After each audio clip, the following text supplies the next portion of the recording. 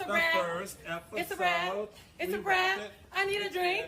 I need a drink. It's a wrap. It's a wrap. And we gonna eat. We gonna drink. We gonna party. We gonna eat. We gonna drink. And we gonna be back tomorrow. Meanwhile, in the back, they're like working. Okay, come back. If you ever wondered why MSNBC's ratings are crashing, there you go. You need wonder no longer. But it is true. MSNBC's ratings are absolutely plummeting, particularly among the crucial coveted age demographic of 25 to 54. Their ratings are now officially down a humiliating 41% in that coveted age demographic. Nearly 1 in 2 of their dwindling audience has officially dwindled. In terms of their overall ratings, they're down 34%, and their primetime viewership is down 24%. Now, for some reason, MSNBC executives thought that they could rescue this ratings hemorrhaging by bringing in Jen Psaki, that you remember Jen Circleback Psaki, to fill in for Rachel Maddow because they were losing so many viewers in that time slot. And so on her debut, Psaki ended up losing 53% more viewers than Maddow. And again, I wonder why. I never saw that person, not a single time, and I was in the Oval Office every day, that was on that debate stage. I'm not a doctor. Aging happens quite quickly. I'm sorry. I'm not a doctor, but then I'm going to give some kind of medical diagnosis about aging. And I never saw that person on that debate stage. Don't look at me. Don't look at me. I was always doing cartwheels, right? What Scott Jennings said, he's always juggling, riding a unicycle in the Oval Office. Don't look at me. Here's a good tweet. I think this more or less sums it all up for MSNBC. Maybe we lied about Biden's health. Maybe we lied about Russian collusion and COVID and Hunter's laptop and voter fraud and January 6th, and Ukraine, and Epstein, and Hollywood, and everything in between. But trust us when we tell you Trump is a threat to our democracy. I mean, it's obviously, and this is not just MSNBC, of course. In May, Fox News posted higher ratings than MSNBC and CNN combined. Fox is getting more views than MSNBC and CNN combined. In fact, while MSNBC is currently experiencing its second worst month of TV ratings in 29 years, CNN actually just had their second worst month of TV ratings in 46 years. CNN, ABC, NBC, CBS, and all the print media, the New York Times, the Washington Post, they're all falling apart. They're all losing what's left of their audience. And this is largely, in the end, macro here. This is largely because they're all part of two modern dynamics that are proving fatal for the legacy media: standardization and progressive realism. Standardization and progressive realism. Those are the two key dynamics that appear to be combining to just absolutely crush the legacy media in terms of the backlash and the blowback against those two dynamics. So when it comes to standardization, we first saw that emerge in the Second Industrial Revolution, the late 19th century and or 20th century, particularly with the advent of the Ford assembly line. And this is where individual products were no longer handmade or tailor-made. They were all manufactured according to standardized protocols and procedures. And that standardization enabled companies to scale their products at unprecedented levels.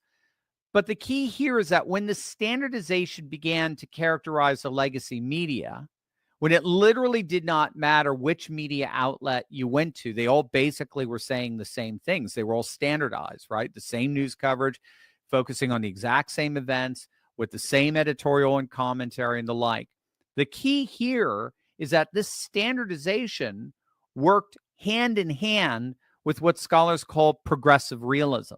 And we talked about this the other day in our video on how the legacy media was covering the whole firebombing incident by that illegal migrant in Colorado. But progressive realists believe that history is on the side of the liberal.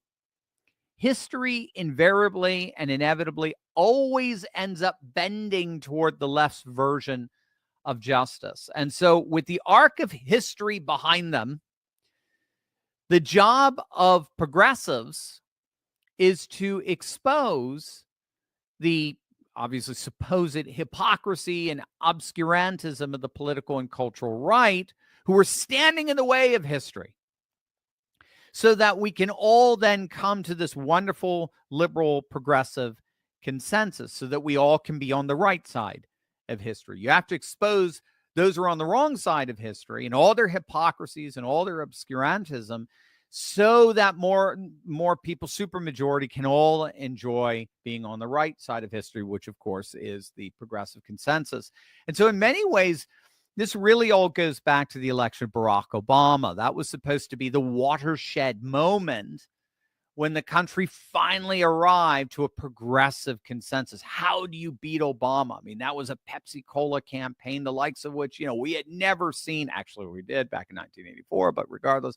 And this is when the legacy media, that was always liberal to begin with, precisely because the modern industrial world that it was wedded to was largely liberal, seeking to liberate populations from the old, supposedly outdated traditions and religions and superstitions and the like. That's the modern age, right? The modern age is all about enlightening populations with modern scientific industrialism.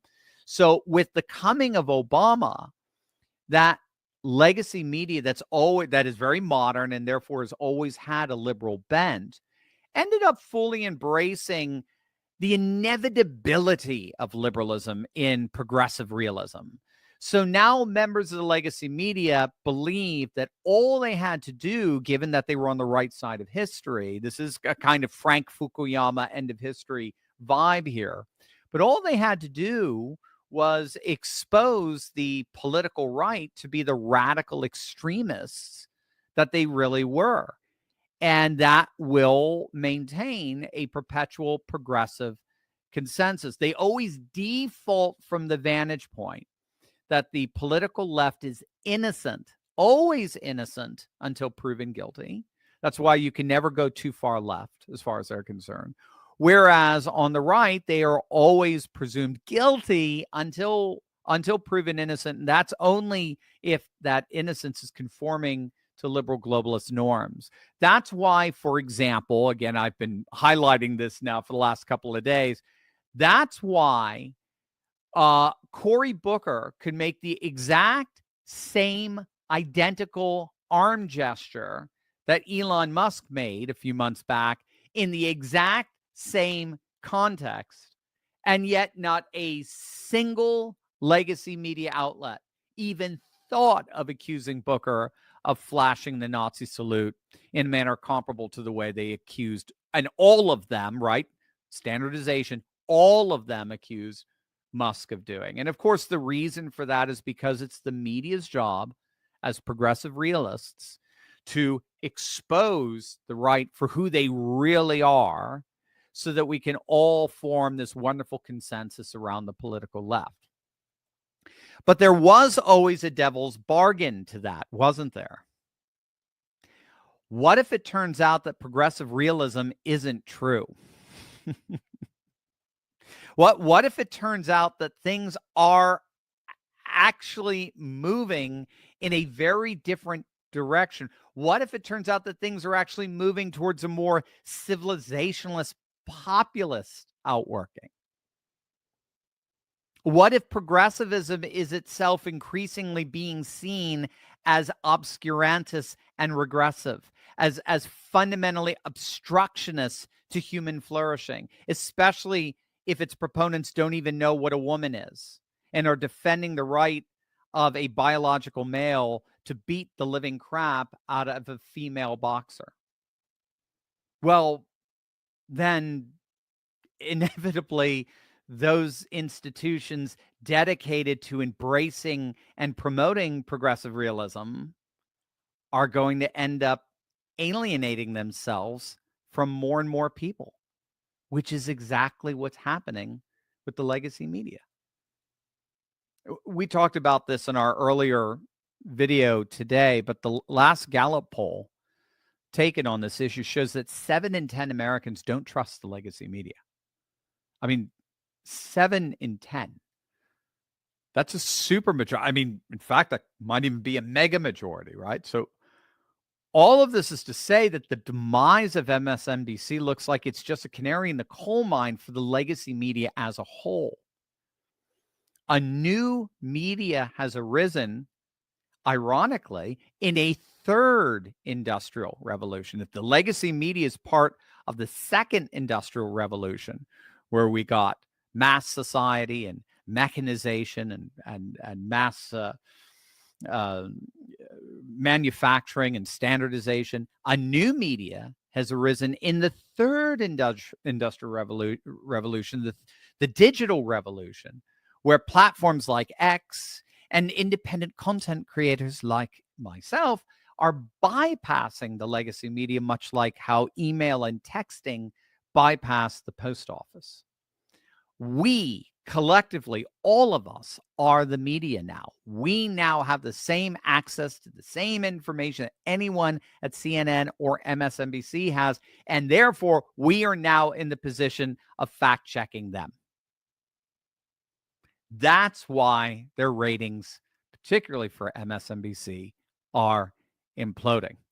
And that is why the era of the legacy media in general has indeed come to an end. But first, as you know, our country witnessed a moment we'll never forget. We saw a man get shot, stand up, fist in air, and defiantly scream, "Fight!"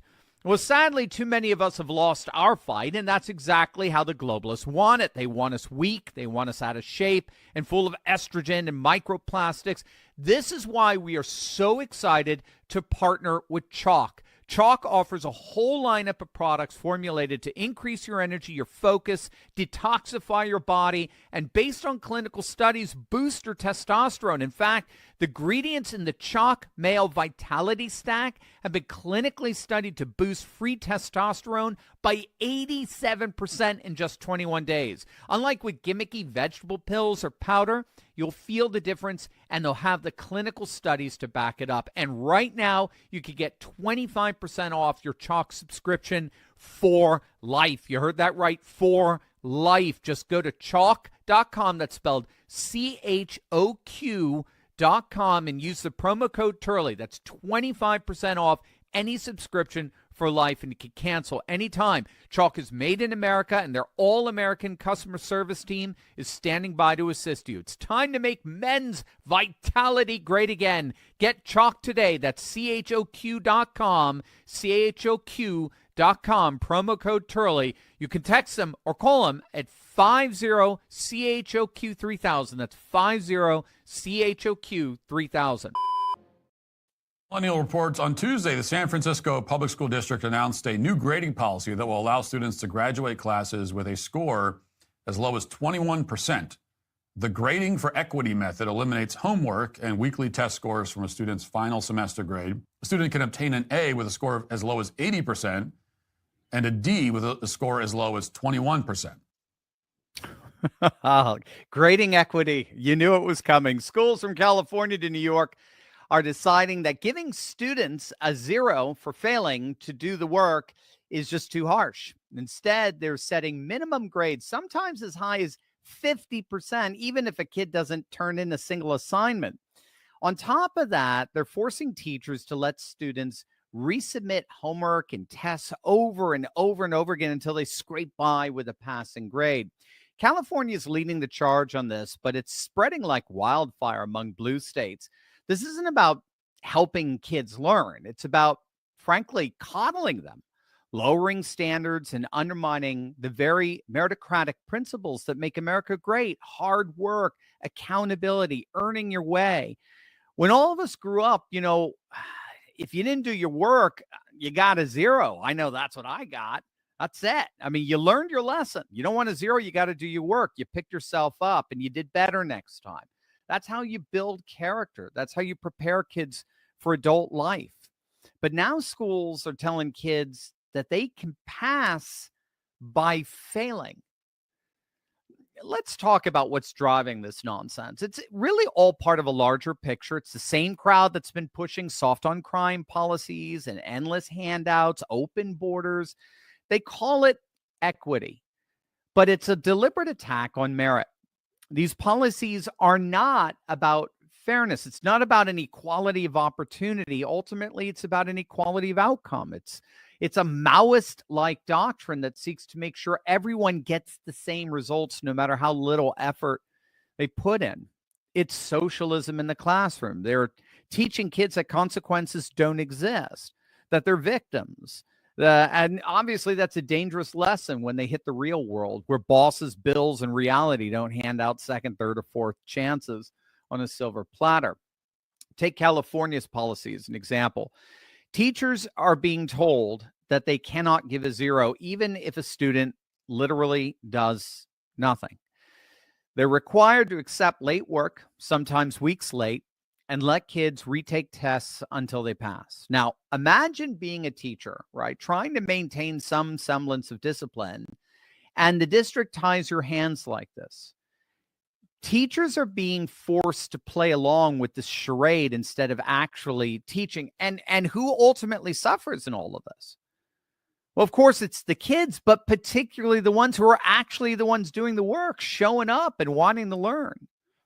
Their effort gets devalued when everyone is guaranteed a passing grade.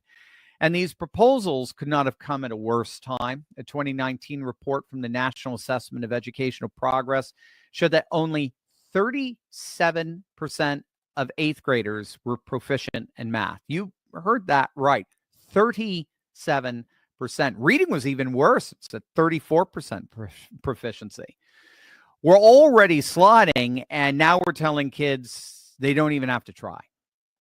So what can we do about all of this? How do all of us effectively fight back against this? Well, joining us today is an expert in the field of education, Dr. Ben Merkel, president of New St. Andrews College, and he has some pretty profound suggestions for precisely how we can take back education once and for all for faith, family, and freedom. Dr. Ben, welcome back. Great to see you again, man. Thanks so much for having me. Always a privilege. It's our privilege, as always. What I love about what you're doing at New St. Andrews College and in classical education in general is you see education as not merely informative, but formative, right? Education shapes the inclinations and the dispositions of students. So from your perspective, how do these policies that we're seeing, getting proposed in California and New York and elsewhere, how are they allowing, with allowing unlimited resubmissions and guaranteed passing grades? How is that affecting the formation of students, particularly their work ethic and their preparedness for adult life? Right. Yeah. Well, I think just the way you've formed that question, the answer is kind of all implicit in the way that you formed that is that it's no longer thinking in terms of being formative. It is really, and this is, I think, my critique of modern education just in general, is the way everything is being brought down to this very small task of conveying little bits of information rather than this larger formative project that you're alluding to. And the thing is if you scale it all down to, I just need you to give me, when I ask this question, I just need you to give me this answer back. If that's all you're trying to get to, then I actually can see how some of these initiatives can get you to get even the kid who's struggling the most, like, I'm giving you your 12th time, just say back to me, what I wanted you to say, and maybe we have to go to the 13th time, but I can get them to do it.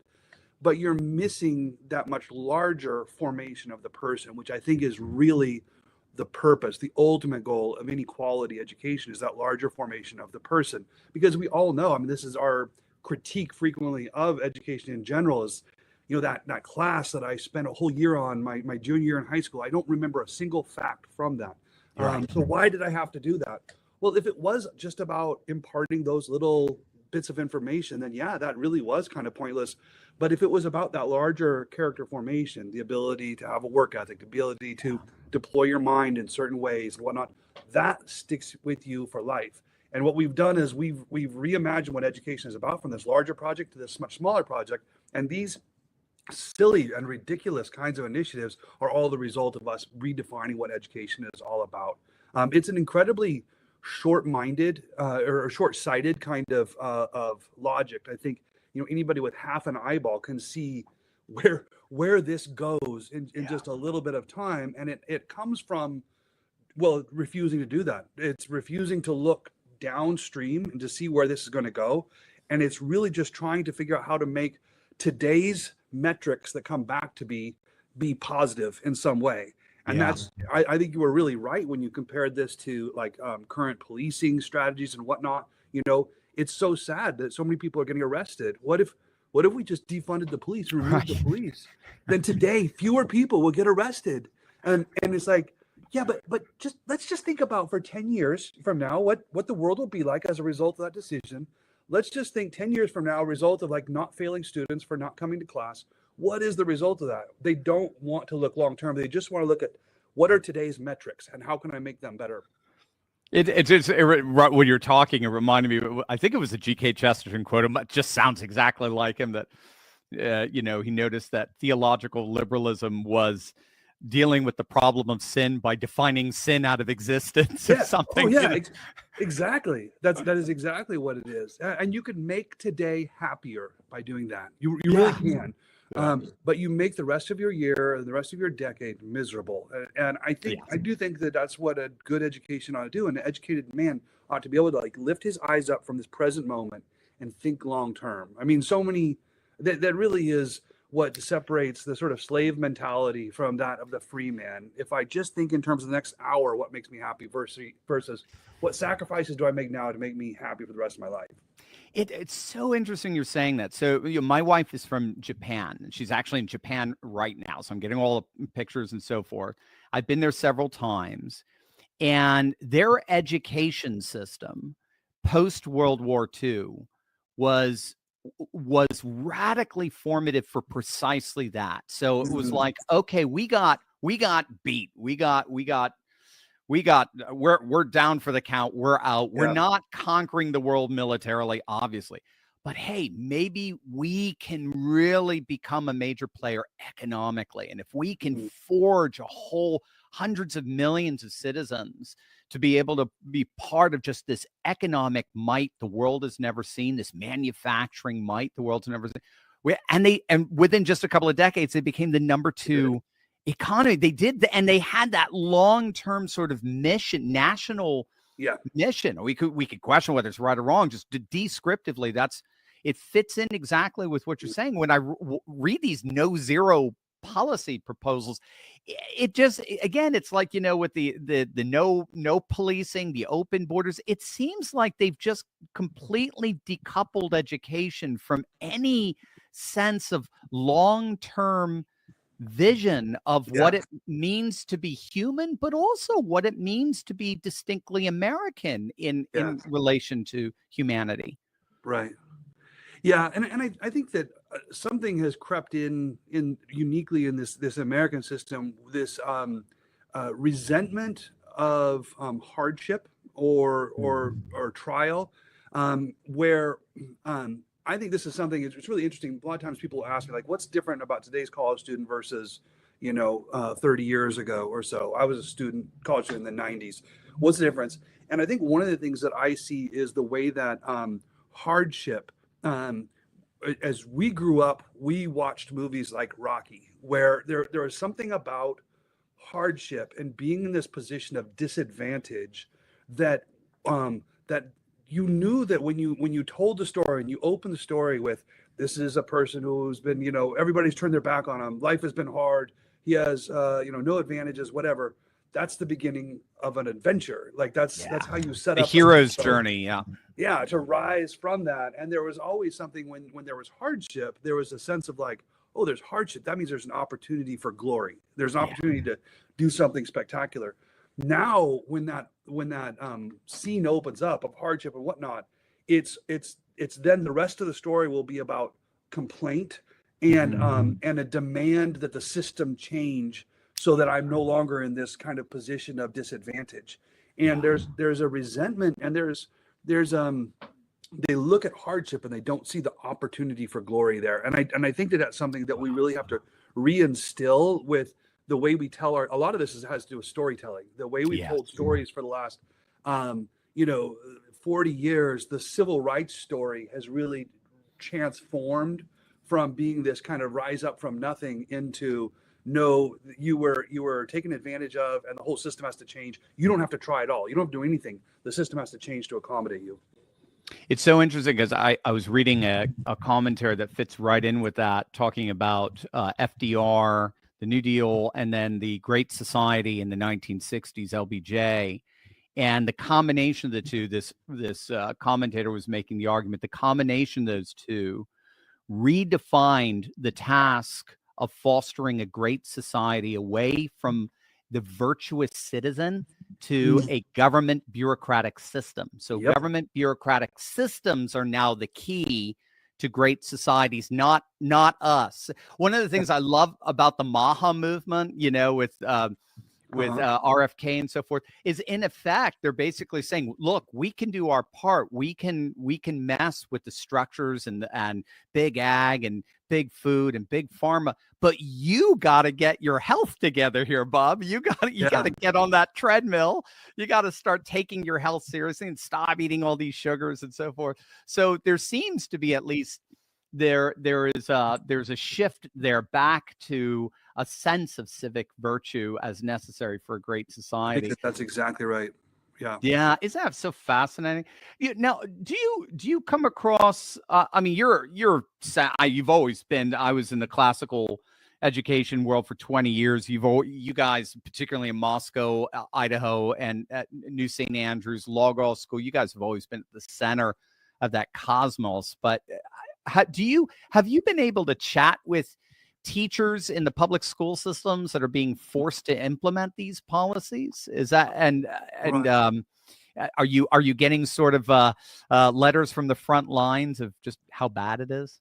I haven't. I honestly have not interacted with very many people in the public school system. I did read an interview on exactly this program you're describing like 2 days ago. It appears to be, this is something that's starting to take the national stage. I mean, it was very focused in California, but you have various education consulting agencies kind of grabbing this as this new model, and it's starting to spill out across the U.S. As the states are increasingly red-blue, split, I expect this is something that's going to go California to Colorado to, a few places like that. New York, Illinois, yeah. And our red states will get redder, but I'm not encountering that so much. I do think you see one place where I do see something similar but not connected would be, you've got a lot of parents who have jumped to the homeschooling world because of problems within public schools or COVID or something like that. So homeschooling has had this huge explosion, but it used to be, there was a real consistency in parents who had strong convictions about homeschooling, that you could see that they instilled the same amount, in fact, if not more, rigor in their homeschooling than other people were in their public school system. But now I start to see a lot of people starting to kind of adopt the mantle of, we're homeschooling.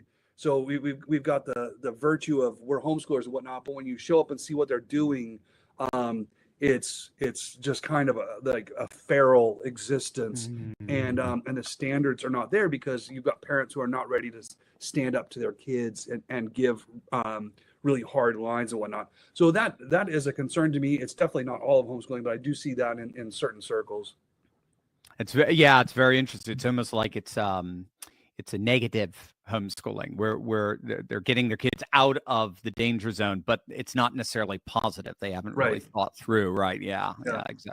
Yeah, and you have to do both. All right. So what we're all about taking practical steps here, taking action. What I love about you guys in Moscow, Idaho, is you are experts in practical theology. Your theology goes right through your fingertips. It's amazing. I mean, it's absolutely wonderful. So what practical steps could you recommend to parents, communities, grandparents who are listening here, who do want to effectively push back against these policies, not just negatively, but also positively restore some really high, glorious standards like you were talking about with the stories we tell in their education? Yeah, I think, you know, that the root of this whole thing is this, we have to stop thinking in this short-sighted way. What will make today easy, you know, instead of focusing on that, we need to think about what I want to build for 10 years, 20, 30 years out. So take a long-sighted approach. If you as a parent look at your school and you say, you're not giving my kids a long-sighted kind of education, well, then you have, as a parent, have to ask, okay, am I willing to make the decisions that are oriented towards being long-sighted? Or are my current educational decisions, am I actually being guided by what is easiest for today? You know, what makes things easy for today? If I want my kids to have that long-sighted vision, I need to demonstrate for them by the way I live, which means making educational choices for them. It might mean pulling your kids from the public school system, putting them in a private school. It might mean, I would urge a lot of people, you gotta be thinking about, are you the one that needs to start that next private school? I think the classical education movement is the single biggest cultural win the conservative movement has had over the last couple of decades. And I think sacrificing to be a part of that is a really noble thing to do. And I think then stepping back from there, just learning to celebrate and expect the glory that comes in the midst of suffering and hard times. Trials produce opportunities. Learning to live in such a way that you hit a trial and you look for the opportunity, and then you model that for your kids and raise them up in that. And I think a lot of that also then is teaching them to listen to the kinds of stories that celebrate that kind of attitude, because there's a wealth of literature out there as a kid that you can grow up in that teaches that kind of instinct. But our kids are deep in this social media that is indoctrinating them in, I think, some really unhelpful impulses. Yeah, absolutely. Yeah, impulses for sure. Yeah, I'm just thinking, you know, again, just this notion of the cross transfiguring into the tree of life, you know, just being this beautiful symbol of how pain and suffering and darkness actually, through that, we see about something amazing. Absolutely. It brings about exact paradisical and and everlasting and absolutely. All right. I want you to flex a little bit on NSA. So you've been the president for a while now from New St. Andrews College. It is an amazing institution. I've had several students that I taught over the years go on out there. Actually, they love it so much they never come back. They just hang out in this amazing Christian community that just keeps growing by leaps and bounds. I mean, you're getting the attention of, what is it, you know, NBC's Meet the Press and, you know, you name it. I mean, you guys are getting, I mean, it's just amazing stuff. So what sets, in your view, what sets NSA apart? I'm sure that we've got a lot of, we're at the end of the school year here. People are maybe looking to apply somewhere over the course of the next year. So how does NSA stand out? How is its approach to upholding high standards, fostering accountability? How does that contrast with the more secular educational policies and the like? Well, you know, I think I'm really blessed because I can pretend like this is all like my virtue, but most of this is just stuff I inherited from the founders of the college. But they really, I think, were quite they were long-sighted as they built NSA at the beginning, thinking about some really important, they made some very important principial moves that distinguished us from virtually the rest of higher education. You know, some big ones, we don't take any of the federal money. So no student loans, no Pell Grants, which has kept us kind of laser focused on certain things. But by being not a part of that system, we've been robustly clear on our evangelical Christian convictions in ways that have offended much of the world. I think that's why we get so much press right now. We've had, in the last week, I'm trying to think, CNN was just here. We have this constant stream of cameras that are coming to film here because they're starting to see what's going on here as sort of at the foundation of this. They haven't started poking you with a stick yet, have they? Well, I kind of think that the left media, they know that they whiffed something cataclysmically, and so I feel like they're almost doing penance, where they have to come here and they have to film things that are going on in Moscow, and they're actually doing it from this like slightly honest perspective. Cool, which is really interesting. It was a really good article in Politico just recently about us that Politico did an article on us that was positive. It was really interesting, but I think it's penance. Anyhow, I love it. I love it. I think it's because there are some really strong convictions that they're not taking federal money and whatnot, but that has left us to really think hard and clear about what are we trying to do pedagogically, and we've, because of that, there's just a lot of movements in higher ed that we've been not a part of. It's left us kind of off in this corner trying to think really hard about how do we give the most excellent possible education that is out there. And so there are a number of elements of our pedagogy that are really quite ancient, but I think are profoundly formative and have been really helpful as we see higher ed in all the different ways it's been compromised. These have kept us from being compromised. So for instance, small class sizes, really close professor to student ratio where professors know their students well. We have our students over for dinner all the time. I have freshmen over for dinner at least once a week. We'll have a third of the freshman class over at our house. And that's true of most of the instructors that get to know the students really well. So it's this very formative kind of education where we're getting to know one another. But there's a high expectation in terms of writing. You're writing quite a lot, but we have one essay we do every year. The whole college has to go into one room. They get a prompt and everybody's writing, and it's old school pen and paper, and you've got to write. And then these are all double blind graded, meaning instructors are they don't know who this is, and it has to get graded twice. And then top essays get a big cash prize, $1,000 or something like that. Wow. And then we always we'll slip a couple AI generated essays in just to test the faculty. Like, can you tell the difference between that and this? We do our finals. Your final is a one-on-one final, oral final with you and your instructor. You have to walk into his office by yourself, and you've got the next half hour or whatever with him asking you questions, you answering, and there's just nowhere to hide. There's nowhere to run. You can't Google, and it really, use AI all you want to prepare. It doesn't matter. Right. When you come in, it has to be you ready to actually engage with your instructor.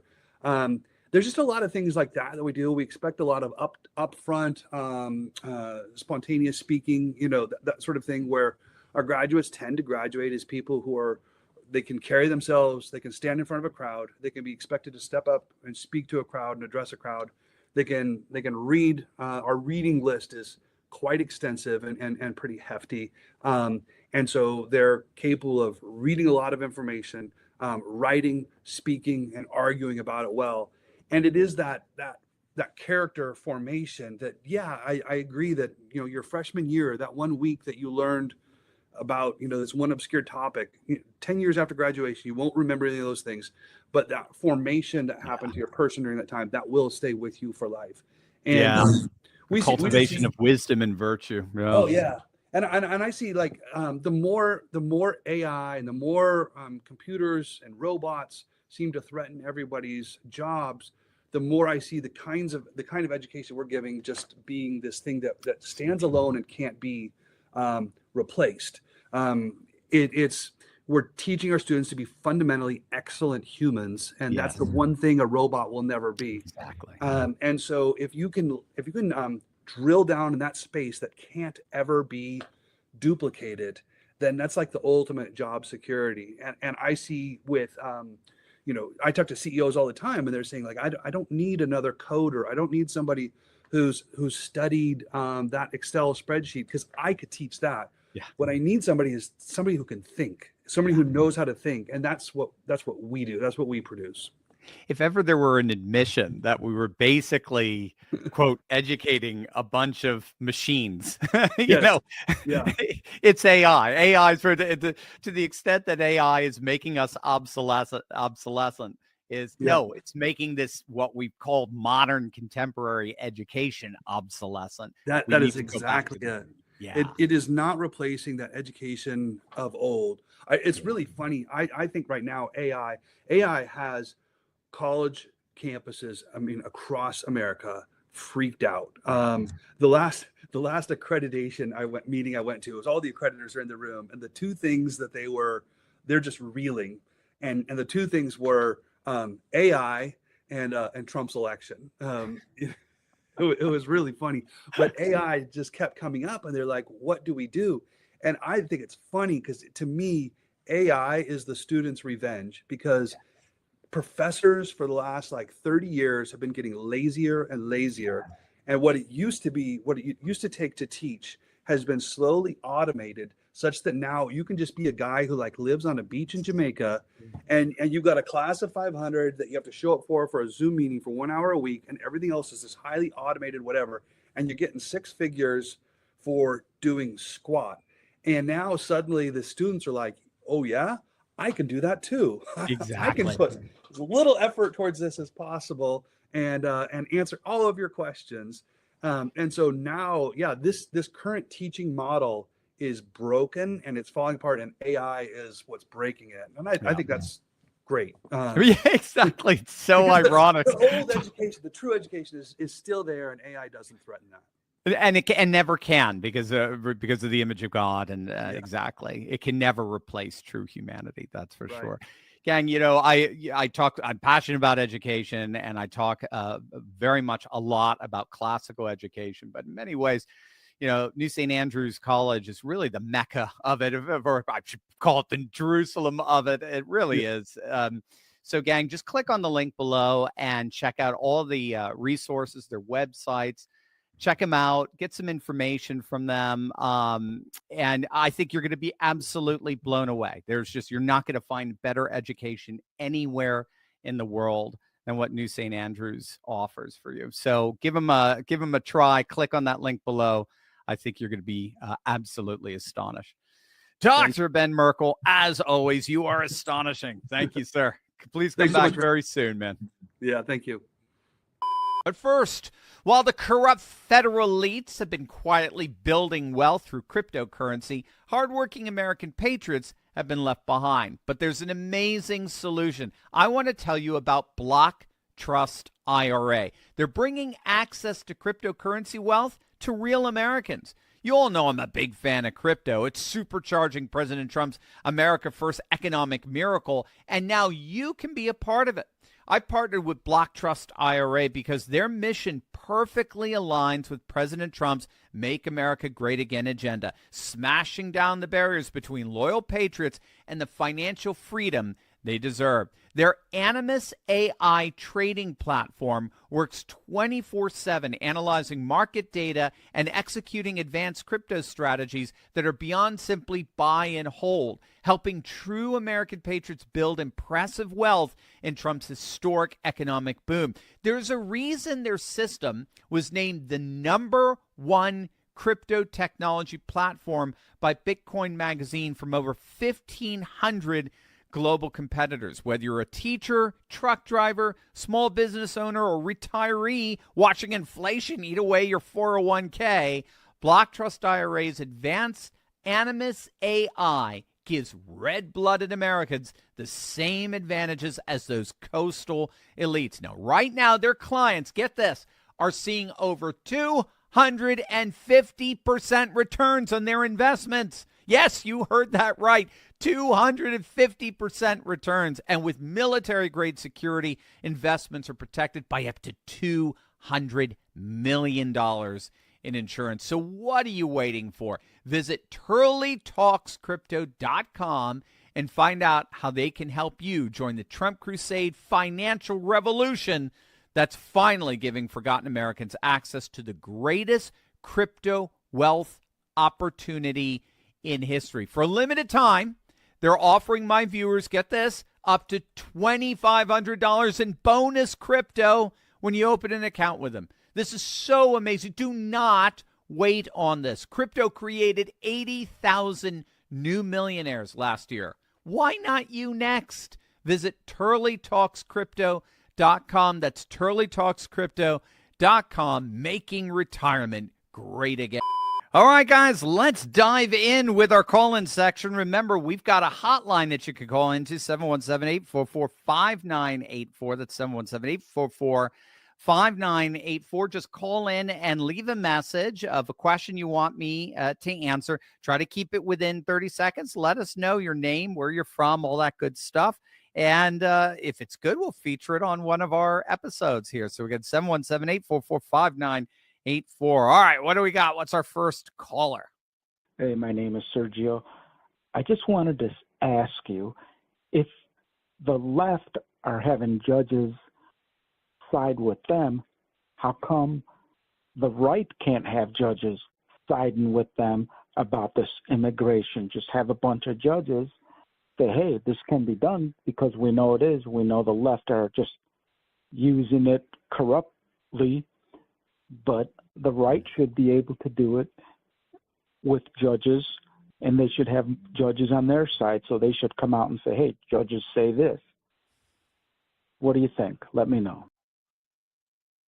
Great question, Sergio. And again, a lot of us agree with you big time. Why is it that you always have these three judges, these three left-wing women, always ruling the same way in every single decision? That rarely do they ever break from each other. And it's because when all is said and done, they're operating from different, what we call epistemologies or ways of knowing the world. So the conservative judges operate with a classical sort of objectivist conception of the world, meaning they believe that knowledge is rationally and scientifically and empirically objective for everyone. There's a one-size-fits-all way of knowing reality that all peoples, all cultures are ultimately accountable to. So this is not, I don't mean to bring religion per se into that. Well, it's all religious in the end. But this is the way atheists tend to argue. This is the way scientists tend to argue, that the laws of nature, the laws of reason and logic, they're the same for everybody, no matter what. Doesn't matter what culture you're from. Doesn't matter your ethnicity, anything. There's all one way of knowing the world. And so our conservative judges tend to pride themselves in giving, politically objective, trans-political decisions. So you just don't know which way they're going to go. Whereas liberals today have bought into a more postmodern conception of knowledge that recognizes that knowledge is cultural, entirely cultural. Now, by the way, in the Christian tradition, it's a both and. There is a truth, there is a knowledge, an ultimate knowledge, objective knowledge out there that transcends culture, but we can only know it culturally, at the very least through the language that we use, for example. So there's a paradigmatic and an instrumental element. But bottom line, what you seem to be having is those who believe that they can be totally and completely objective in their legal decisions, versus those who believe that all knowledge is ultimately power and politics and culture. So they've really bought into the multicultural, sort of tribalistic sentiments that are very, very popular on the left right now. I've always made the argument that either we're going to go civic nationalist or ethno-nationalist. One way or the other, we're going nationalist, right? As far as the left is concerned, they're putting in judges that will always vote in accordance with a view of knowledge and a view of law that benefits the progressive, because they recognize there is no such thing as objective knowledge. All knowledge is political. All knowledge is going to be a use of power, and they want power in the hands of the left.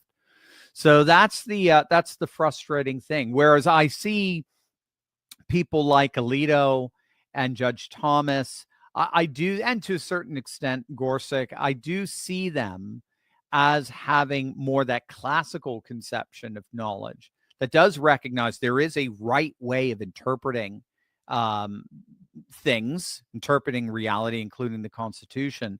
But that is going to be accessed through a particular tradition, through a particular culture, which is conservative culture, conservative Western civilization culture. And I think they embrace both, and that's where you get the best decisions. Good afternoon. My wife and I are conservative Republicans in South Carolina. We were present at the Pickens, South Carolina Trump rally where the audience nearly booed Lindsey Graham off the stage. Yeah. We don't support Lindsey Graham. We are looking to support a conservative Republican to primary him out, and we can't wait to see this happen. And we hope that there are a lot of people in South Carolina that will join with us. Thank you. Amen. Amen. Amen. Amen. I'm with you 1,000%, though in heart, since I'm not in South Carolina. But there are, so I think there's a big target on Lindsey Graham's back, metaphorically speaking, right? I have to say that. So we've got Ken Paxton challenging John Cornyn in Texas, and he's leading him by double digits. So John Cornyn is going the way of, what was his name? Jeff Flake of Arizona. I think it's time to make someone like Lindsey Graham go the way of Liz Cheney. There are a couple. You want to look them up and see. There are a couple of challengers to him because I think he's up for re-election this next cycle in 2026. There's Mark Lynch. He is a South Carolinian businessman. And there's Annie Andrews. She's the other one. I don't know if there's any more, but there's at least 2 challengers to Lindsey Graham. What I'd love, if you could, do some research on both of them. And if you get the chance to meet them and see who you're more impressed by, let us know. And I'll make sure other South Carolinians get that opinion and they can consider that as they're forming their own. But it looks like you are going to have a couple of challengers, and hopefully there'll be a few more, and hopefully we'll take them out. The problems when you have too many challengers, that has the potential of conquering and dividing and conquering on the part of Lindsey Graham, so he can split the opposition. But hopefully that will not happen, and hopefully, like in Texas, we're going to take him out. Tom Tillis is another one that I'd love to see in your neighboring North Carolina get a challenger, a viable challenger as well. Steve Turley, hi. My name's Greg. I was just calling to ask you a question about what do you think about Poland?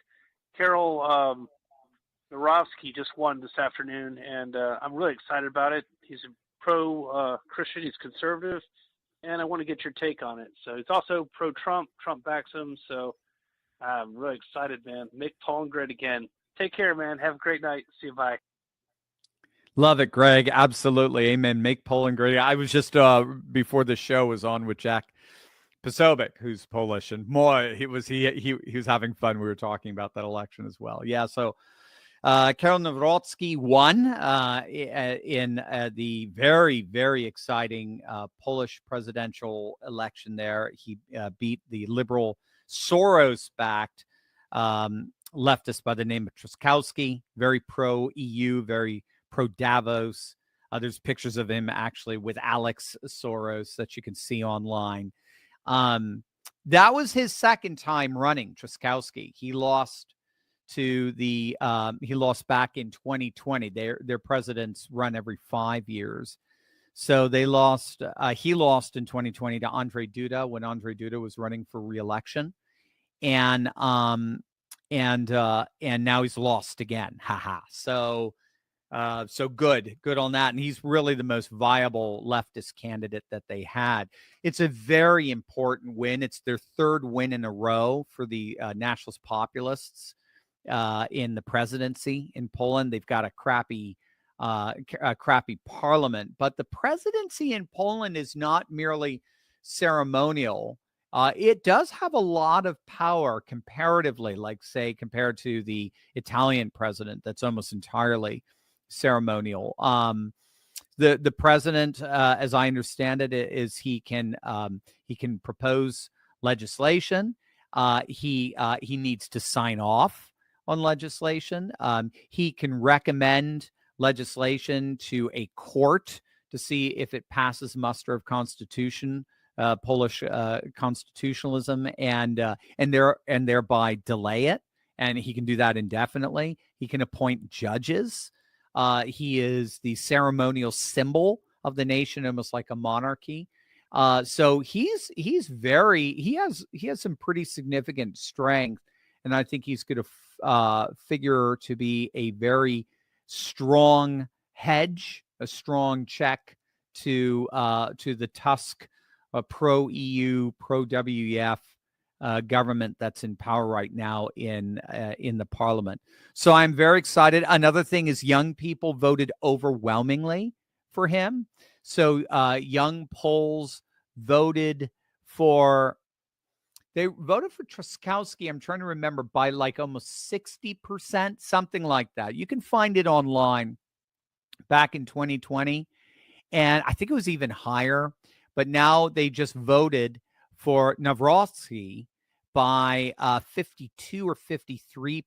So there was this double-digit swing over to the right by voters under the age of 30, which is very, very exciting. There's been some articles. There was a Deutsche Welle article, a DW article going back, if I recall, to 2015. Yes, it was 2015 now, because we did a video on it. I did a video on it years later on 2017, 2018. But DW did a special on the youth of Poland, very noticeably moving to the right. And the Law and Justice Party, which is their main populist right party, they first came to power in 2015. They stormed Parliament. They won in a landslide. And they found it was largely because 2/3 of voters under the age of 30 voted for one of, I think at the time, there were three main sort of populist right parties. Confederacia was another one. I'm forgetting the name of the other. And Law and Justice was the main one. So 2/3 had voted for one of those parties. And, they were pointing out that after the GFC, the great financial crisis of 2008, that young people have largely lost any confidence in the liberal international order and in liberal Europe, particularly neoliberal economics in Europe. So nationalist populists, when they speak, tend to resonate with younger voters. We're seeing the same thing with Marine Le Pen and National Rally in France. So young voters they either have a majority or they're very close to that in terms of support. That's why they're one of the number one party in their nation. AfD of Germany, the Alternative for Deutschland, have about 30-40% support of voters under the age of 30. So they're the number one party, most popular party in Germany. Chega in Portugal, same thing. They just shot to number 2 in their last elections. The second most popular party. So Vox in Spain, Geert Wilders in the Netherlands, the Dutch Freedom Party, in the government that just basically collapsed there. Geert pulled out of the coalition because he just said they're absolutely betraying their voters on immigration. He's not going to be a part of it, and God bless him for that. So the young vote is the key to, I think, the future of this movement. And it's of nationalist populism, of civilizational populism. And Poland just had an amazing demonstration of civilizational populism triumphing there over the weekend. So I'm with you. It's absolutely so exciting. All right, guys, that's it. Love you. I will see you tomorrow for some fresh